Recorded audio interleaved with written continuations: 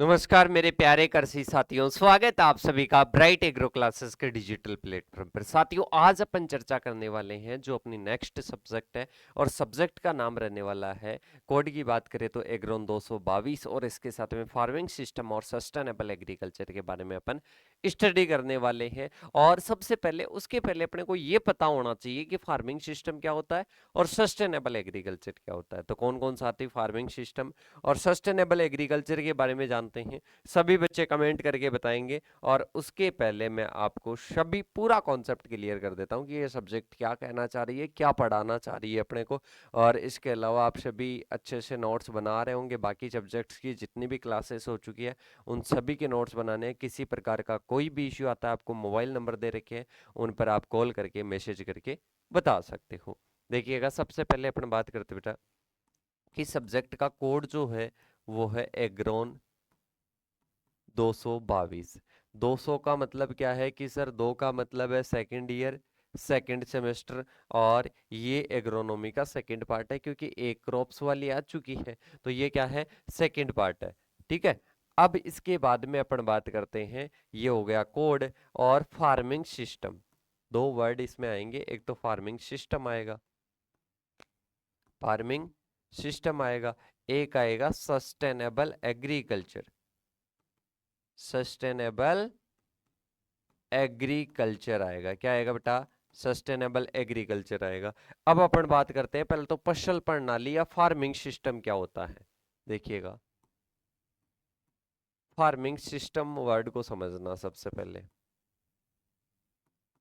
Farming system क्या होता है, जैसे कि अपन बात करते हैं कोई भी फसलें उगाते हैं, विभिन्न प्रकार की क्या करते हैं, फसलें उगाते हैं, तो उन फसलों को पूरक रूप में और इंटीग्रेटेड रूप में उगाना, उन फसलों को पूरक रूप में और इंटीग्रेटेड रूप में उगाना ही क्या कहलाता है, फार्मिंग सिस्टम। जैसे कि कोई एग्जांपल लेता हूं, जैसे कि कोई रमेश है।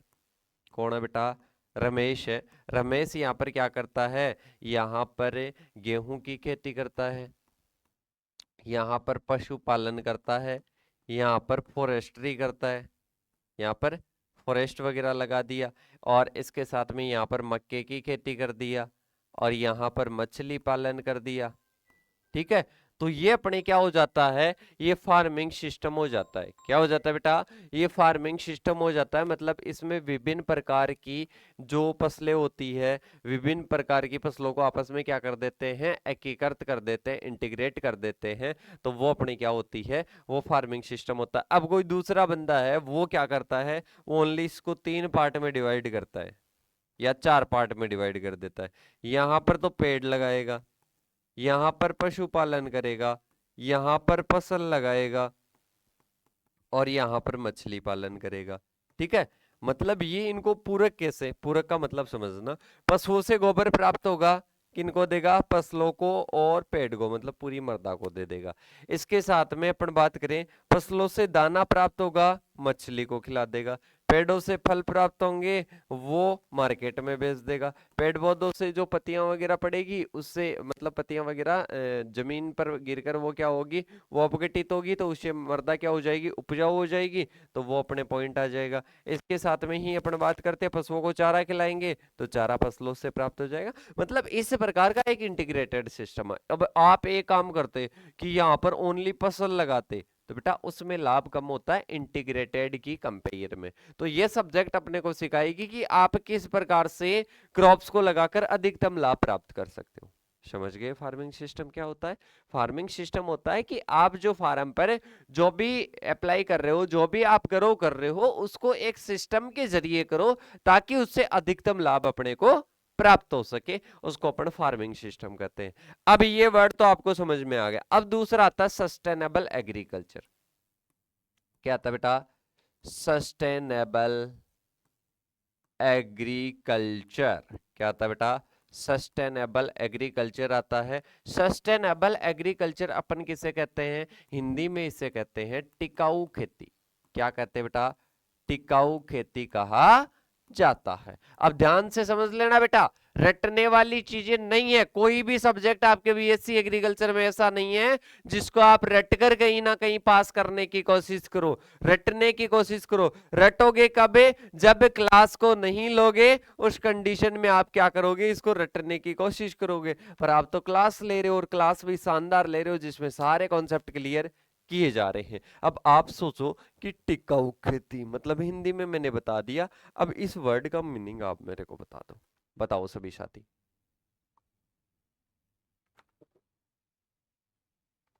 कि सर एक हमारे को इससे समझ में आ रहा है, और वो समझ में आ रहा है कि टिकाऊ है। क्या है बेटा? टिकाऊ। टिकाऊ का मतलब होता है टिकने वाला, लगातार रहने वाला। क्या होता है? लगातार रहने वाला है। अब लगातार क्या रहने वाला है कि सर लगातार खेती रहने वाली है। अरे बेटा लगातार खेती ऐसे नहीं रहती। मतलब सस्टेनेबल एग्रीकल्चर में ही क्या लगातार रहती है? ऐसे नहीं रहती, बिल्कुल नहीं रहती। क्योंकि अगर अपन बात करते हैं अभी प्रेजेंट में, कई न्यूज़पेपर आपने देखे होंगे और ऐसे भी आपने सुना होगा, घर वालों से भी आपने सुना होगा कि केमिकल्स का बहुत ज्यादा उपयोग किया जा रहा है। बेटा क्या किया जा रहा है?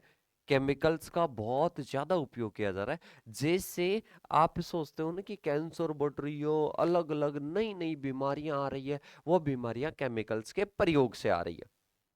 किससे आ रही है? वो बीमारियां कहीं ना कहीं केमिकल्स के प्रयोग से आ रही है। अपन क्या है कि सर जीव है, अपन क्या है? जीव है अपन। और अपने क्या होती है? बीमारियां होती है। किससे होती है कि सर मर्दा में केमिकल डालते हैं, और केमिकल डालने के बाद में क्या होता है? केमिकल का असर फसल पर होता है, फसल के बाद में हम उससे दाना वगैरह प्राप्त करते हैं, उससे हमारे पर हो जाता है, और हमारी क्या हो जाती है? हालत बिगड़ जाती है सर, बीमार हो जाते हैं। अरे बेटा आपने एक चीज सोची, खुद के बारे में ही हमेशा सोचते हो या किसी और के बारे में भी सोचते हो कि सर किसी और के बारे में हमारे को सोच कर क्या करना है? अरे नहीं बेटा, ऐसी बात नहीं होनी चाहिए। क्योंकि अपन बात करते हैं अपनी मर्दा या सोइल, अपन बात करते हैं अपनी मर्दा या सोइल, ये एक प्रकार का क्या है? जीवित प्राकृतिक पिंड है। ये एक प्रकार का क्या है बेटा? जीवित प्राकृतिक पिंड है। तो इस जीवित प्राकृतिक पिंड पर भी तो कोई प्रभाव पड़ता होगा बेटा, ये बोल नहीं सकता, इसका मतलब ये थोड़ा ना इस पर प्रभाव नहीं पड़ रहा है। बिल्कुल बेटा इस पर भी प्रभाव पड़ रहा है। जैसे आप इन केमिकल्स के प्रयोग से जो फसलें वगैरह खाते हो, इससे कई बीमारियों के कारण कई बार बहुत सारे साथी कम उम्र में ही उनका क्या हो जाता है? देहांत हो जाता है। किसी के हार्ट अटैक आ जाता है, किसी के क्या आ जाता है, अभी तो पता नहीं, अचानक ही चले जाता है इंसान की सर, चलता चलता ही चला जाता है। अब वो कहीं ना कहीं उनका भी एक रीजन है। ठीक है, तो वो अपने मर्दा में केमिकल्स वगैरह डाल रहे हैं, खान पीन बिगड़ रहा है, उससे कहीं ना कहीं हो रही है। अब आप एक चीज बताओ कि मर्दा क्या खा रही है? मर्दा न्यूट्रिएंट खा रही है। न्यूट्रिएंट कहाँ से? उसको तो रसायन ही मिल रहा है, पूरा ही क्या मिल रहा है? रसायन मिल रहा है। बेटा जैसे आप मर रहे हो ना, वैसे मर्दा भी क्या हो रही है? मर्दा की भी डेथ हो रही है। मर्दा की भी क्या हो रही है? मर्दा की भी डेथ हो रही है। और मर्दा की डेथ होना बंजर होना कहलाता है।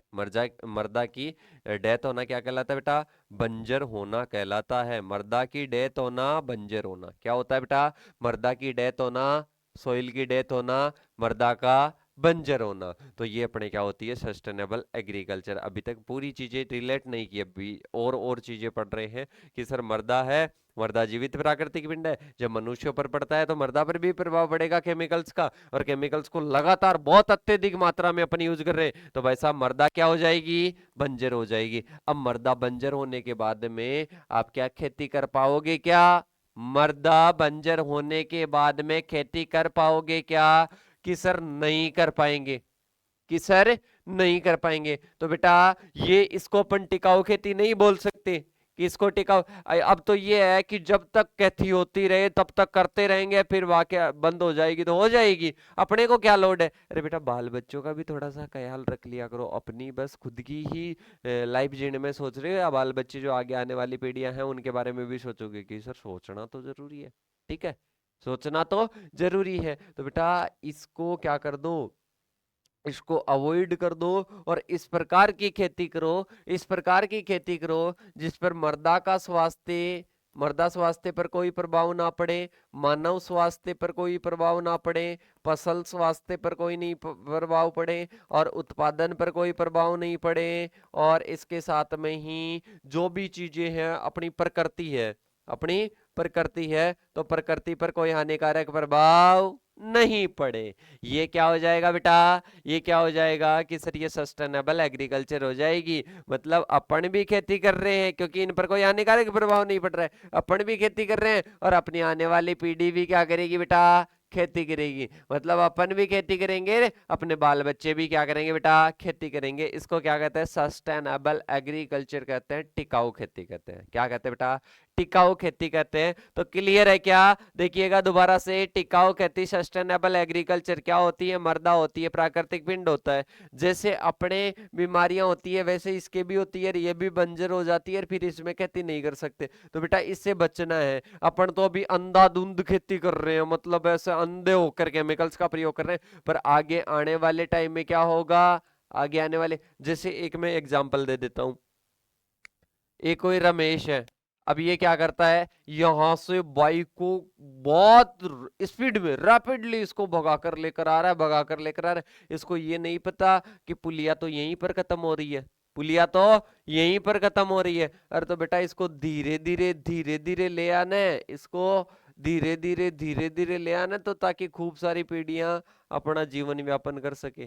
तो कहने का मतलब ये है बेटा, टिकाऊ खेती में अपने बारे में भी सोचना है, प्रकृति के बारे में भी सोचना है, मर्दा के बारे में भी, सब चीजों को सोचते हुए, उत्पादन के बारे में सोचते हुए खेती करते हैं ना, उसको सस्टेनेबल एग्रीकल्चर या टिकाऊ खेती कहते हैं। इससे बेटर आप नहीं समझ सकते, इससे बेटर आप नहीं समझ सकते। फार्मिंग सिस्टम होता है इंटीग्रेटेड करते हैं, उससे उत्पादन मिल जाता है, और इसके अलावा केमिकल्स का प्रयोग नहीं करते हैं, लगातार खेती करते रहते हैं, उसको टिकाऊ खेती कहते हैं। ओके, क्लियर, क्लियर है क्या बेटा, क्लियर है क्या, सारे बच्चे जवाब देंगे बेटा, क्लियर है क्या। फिर इसके बाद में अपन चलते हैं आगे की ओर, ठीक है। आगे एक बार मैं आपके सारे कॉन्सेप्ट क्लियर करवा दूं, फिर तो एक बार क्लियर है तो सारे बच्चे जवाब देंगे बेटा, सभी बच्चे जवाब देंगे, क्लियर है क्या, कि सर बिल्कुल क्लियर है।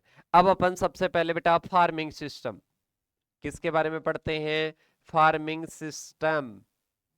क्या होता है फार्मिंग सिस्टम, आपको पहले ऊपर ऊपर से बता देता हूँ, आप लिख भी लेना चाहे साथ में, कोई दिक्कत नहीं है, कुछ भी नहीं जाता है लिखने से, टाइम भी खर्च नहीं होता है, टाइम बहुत सारा है। पर अपन ने कि सर हम नोट्स बना लेंगे क्या, हमारे पास में टाइम है क्या। अरे बेटा आप ये तो सोचो 24 घंटे में पढ़ाने में कितना टाइम लगते हो, सॉरी पढ़ने में कितना टाइम लगाते हो, कि सर बहुत कम लगाते हैं। तो बेटा टाइम तो खूब है, पर आप लगा नहीं पा रहे हो।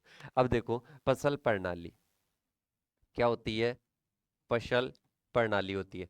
फसल प्रणाली एक प्रकार की क्या है बेटा, एकीकृत प्रणाली है। कैसी है, समन्वित बोल सकते हो या एकीकृत बोल सकते हो। क्या बोल सकते हो, इसको समन्वित प्रणाली बोल सकते हो। समन्वित प्रणाली है जिसमें अपन क्या करते हैं, फसल उत्पादन करते हैं, फसल उत्पादन करते हैं, इसके साथ में ही उत्पादन, फसल उत्पादन करते हैं, पशुपालन करते हैं, पशुपालन करते हैं, और भी कई सारी चीजें करते हैं। ठीक है, इसमें फॉरेस्ट्री वगैरह, मछली पालन, रेशम कीट पालन, सारे लिख देना। ठीक है, ये अपन करते हैं, और ये एक दूसरे के पूरक होते हैं। ये एक दूसरे के क्या होते हैं, एक दूसरे के क्या होते हैं बेटा, पूरक होते हैं। क्या होते हैं, पूरक कैसे होते हैं, ये मैं आपको समझाऊंगा। पूरक होते हैं, और इसके साथ में ही पूरक इसलिए इनको रखते हैं ताकि उत्पादन अपने को अत्यधिक प्राप्त हो, उत्पादन अपने को अत्यधिक प्राप्त हो। और इसके साथ में ये एक प्रकार की क्या है, इंटीग्रेटेड प्रणाली है। इससे संसाधनों का भी प्रयोग हो जाता है। क्या हो जाता है, संसाधनों का प्रयोग हो जाता है। अब एक एग्जांपल मैं आपको समझाता हूँ, इसकी डेफिनेशन आपको कैसे लिखनी है, शॉर्ट में मैंने समझा दिया। फार्मिंग सिस्टम या फसल प्रणाली एक प्रकार की समन्वित प्रणाली है जिसमें फसल उत्पादन, पशुपालन, विभिन्न प्रकार के सिस्टम, जैसे कि फसल उत्पादन, पशुपालन और वृक्ष उगाना, इसके साथ में मछली पालन करना, कई प्रकार के कृषि जो एलाइड सेक्टर है वो क्या होते हैं, शामिल होते हैं। और ये एक दूसरे के पूरक होते हैं। कैसे होते हैं समझाऊंगा अभी। और इससे उत्पादन अत्यधिक प्राप्त होता है, सभी संसाधनों का क्या हो जाता है, उपयोग हो जाता है। इसको अपन क्या कहते हैं, फार्मिंग सिस्टम कहते हैं। तो बेटा ये डेफिनेशन बना लेना, इतने तो अभी फोर्थ सेमेस्टर में आ गए, तो मेरे हिसाब से आसानी से समझ रहे होंगे इन चीज़ों को। इसकी डेफिनेशन बनानी है, सारी चीज़ें क्लियर हो गई बेटा। अब मैं आपको एक चीज़ बता देता हूँ।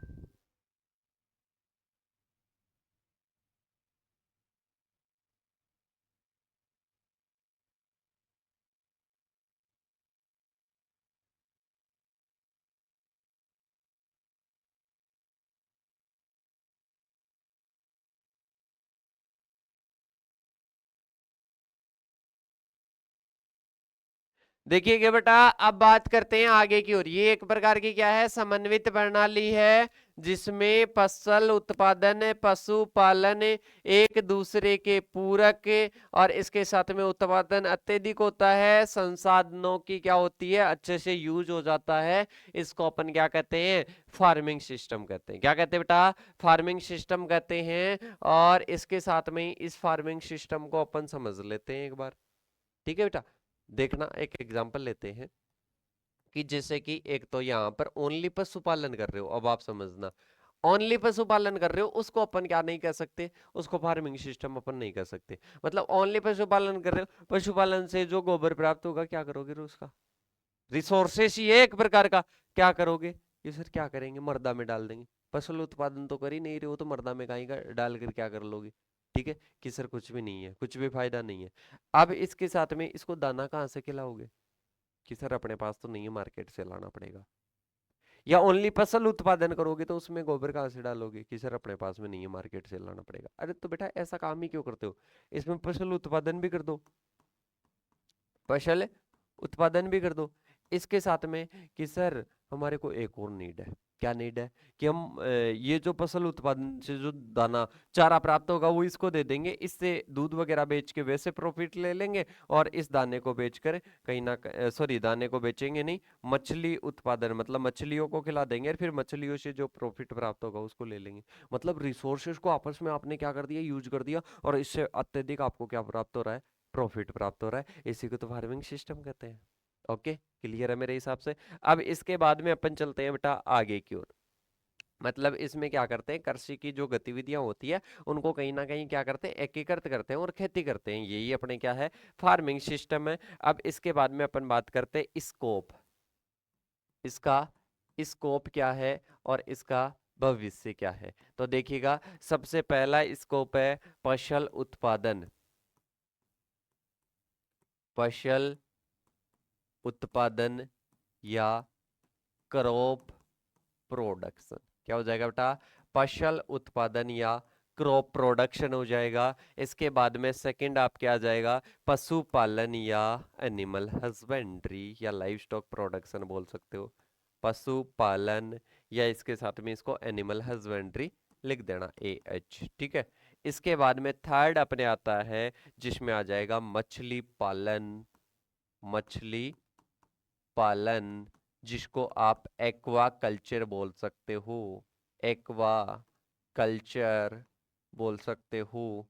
इसके बाद में आता है फोर्थ, जिसमें कृषि वानिकी, कृषि वानिकी जिसको अपन बोलते हैं एग्रो फॉरेस्ट्री, फसलों के साथ साथ में पौधों को उगाना, पशुपालन करना, एग्रो फॉरेस्ट्री कहलाता है। इसके बाद में नेक्स्ट लिख लो मधुमक्खी पालन, मधुमक्खी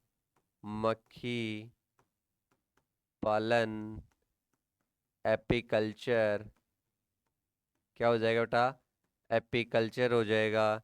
इसके बाद में बात करते हैं 6 नंबर का आता है फार्म मशीनाइजेशन या कृषि, कृषि यंत्रीकरण या फार्म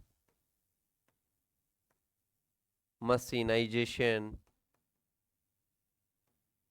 ठीक है, फार्म मशीनाइजेशन या कृषि यंत्रीकरण हो गया। इसके साथ में जैविक खेती और प्रोटेक्टेड फार्मिंग आप बोल सकते हो। ठीक है, सातवां हो जाएगा जैविक खेती, जिसको ऑर्गेनिक फार्मिंग कहते हैं, जैविक खेती जिसको आप ऑर्गेनिक फार्मिंग लिख सकते हो, ऑर्गेनिक फार्मिंग लिख सकते हो। इसके बाद में आ जाएगा नेक्स्ट आर्ट, जिसमें आ जाएगा प्रोटेक्टेड कल्टीवेशन या प्रोटेक्टेड फार्मिंग लिख सकते हो। संरक्षित खेती नहीं करते क्या, प्रोटेक्टेड कल्टीवेशन। ठीक है, जिसको आप क्या बोल सकते हो, सुरक्षित खेती, सुरक्षित खेती आप बोल सकते हो। जिसमें क्या होता है, जिसमें क्या होता है, ग्रीन हाउस में खेती होती है। किस में होती है बेटा, ग्रीन हाउस में खेती होती है, वो अपने क्या होती है, प्रोटेक्टेड कल्टीवेशन होती है। तो देखिएगा ये अपने स्कोप होते हैं, किसको स्कोप होते हैं, ये अपने फार्मिंग सिस्टम के होते हैं, जिसमें सबसे पहले फसल उत्पादन या क्रॉप प्रोडक्शन हो जाएगा। मतलब फार्मिंग सिस्टम का क्या मतलब है, कृषि गतिविधियों को आपस में एकीकृत कर सकते हैं।